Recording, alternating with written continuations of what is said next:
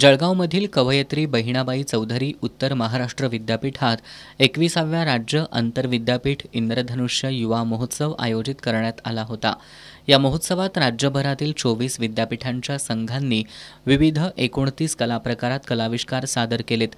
यामध्ये शिवाजी विद्यापीठाच्या एकूण 55 सदस्यांचा संघ सहभागी झाला होता। या महोत्सवात मुंबई विद्यापीठ विजेते ठरलं, तर शिवाजी विद्यापीठानं सर्वसाधारण उपविजेतेपद पटकावलंय।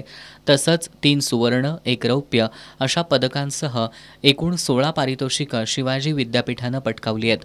जळगाव विद्यापीठाचे कुलगुरू डॉक्टर VL माहेश्वरी, जिल्हाधिकारी रोहन घुगे आणि प्रख्यात गायक संगीतकार आदर्श शिंदे यांच्या हस्ते पुरस्कार वितरण करण्यात आलं।